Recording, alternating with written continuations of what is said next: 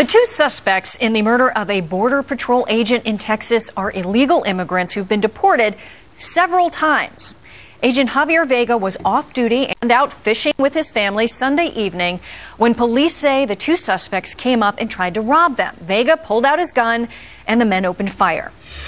Casey Stiegel joins us live from Dallas with the latest. This agent's father also shot as well.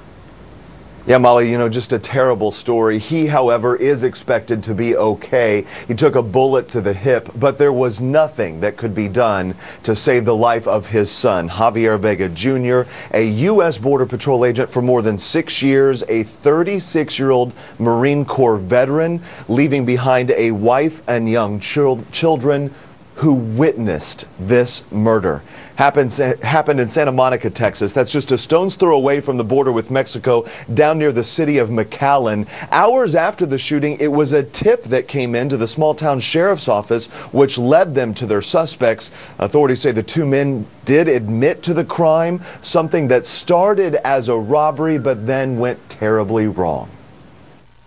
While they were there, a vehicle drove by. They noticed it. And then they turned around and came back. Two individuals got out with the appearance that they were going to rob them. The two men have been formally charged with capital murder. They are now being held without bond, Molly. And these two suspects have a pretty lengthy rap sheet, right? Yeah, they do, especially with ICE, Immigration's Customs Enforcement. According to court documents that have been obtained by Fox News, one of the suspects, 30-year-old Gustavo Tiarina, who you see there on your left, has been arrested no fewer than 4 times for entering the United States illegally between 2007 and 2010. He had been deported. The other man, 40-year-old Ismael Hernandez, has been deported at least twice that we know of. The local sheriff down there telling us that he believes that these two men are somehow connected to dangerous cartels. Just a terrible story, Mom. Yeah, Casey, thank you so much. It's a horrible thing to happen to this family. Thanks for bringing us the story. Talk a little bit more about it now with Julie Roginski, a Fox News contributor and former political advisor to late New Jersey Senator Frank Lautenberg, and Matt Keelan's the CEO of the Keelan Group and a conservative policy strategist. And good morning to both of you. Tough story here. I guess, Matt, you can come and go as you please, right? I mean, just borders wide open. We'll send you home, and you can come on back when you want. I think it crystallizes the problem that a lot of Americans are feeling right now, that the border is set up to help illegal immigrants and non-American citizens. And this is only one of the many cases of violent crimes against innocent American citizens. And at some point, the American people are going to say enough is enough, and I think they're at that point now. Julie, are they at that point? Well, look, I mean, the problem here is that nobody in Washington seems to have the will to do anything about this. And you've watched the House of Representatives go through, I don't know what kind of contortion to get some sort of border bill done, although that border bill... They got it done. That's more than the Senate did, well, right? I'll tell you something. The Senate had a good Gang of 8 bill that obviously went nowhere because Republicans opposed it. But I will say that the House did not get it done.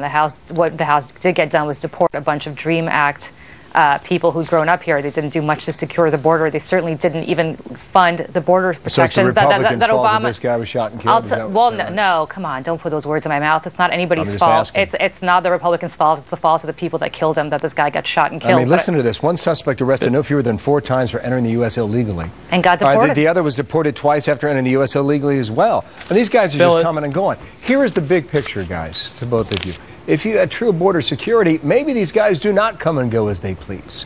Maybe they are kept out. But if you don't have true border security, they can do what they want. Well, let me ask you this. What kind of border security? We're never going to 100%. There's just no way. There's no Fortress America that we're going to be able to build. Look, the Israelis built a fence, and even they're having infiltration. We're not going to be able to build a fence across the entire Mexican border. It's just unrealistic. And by the way, 1,200 miles of border between Texas and Mexico. And how are you going to secure all of that? Let me make the point here, and then I'll let Matt respond to this, okay? Since Rick Perry initiated his Border Patrol agents going down there, the biggest area where people were coming across is the Rio Grande area. It was a 60-mile stretch. It's been cut in half by 60% in just a few days that they started. Matt, go. Bill, at some point we got to get past talking points and rhetoric that the left keeps throwing out here and actually secure our border. We're at a point now where we have terrorists in Iraq saying they're coming here. We have criminal cartels trying to get into our country to sell drugs, to perpetrate violent crimes. And instead of pointing fingers, we ought to be passing a law which the Republicans in the House, as you said, have tried to do, and the White House and Harry Reid is unwilling to cooperate and actually secure the border. We have to secure the border.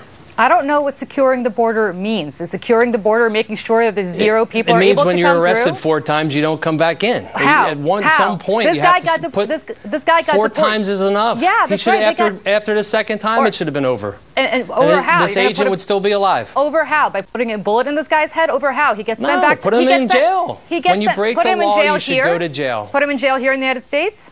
Who's All going right, to fund, Julie, who's going to fund that? Julie, who's going to fund that? What's your solution? My solution to this is you want to talk about it, you want to secure the border, then fund it. You can't run around going back to your district and talking about how you want to secure the border, and yet you refuse to provide any kind of funding for it. The funding in the Republican bill was to secure the border. The problem with the president's bill, there was no money to secure the border. Hang on, Julie. Go, Matt. The president's bill had 1% of the $4 trillion to actually secure the border. We have to stop the flow of criminals coming across the border. Shouldn't we want to know who's coming into our country? Well, I would say to you this. First and foremost, this president has deported more people than any other president before him. So before you talk about how he's been weak on immigration, a lot of people on the left actually don't support him for that reason. All right, make it quick. I got to run. Well, and my second point is you want to talk about securing the border, you got to provide the money for it. The Republicans provided money to deport dreamers. They did not provide the money to secure the border. Always money. Julie Virginski, thank you. you. Matt Keelan, thanks to you as well. Thanks, Bill. To be continued.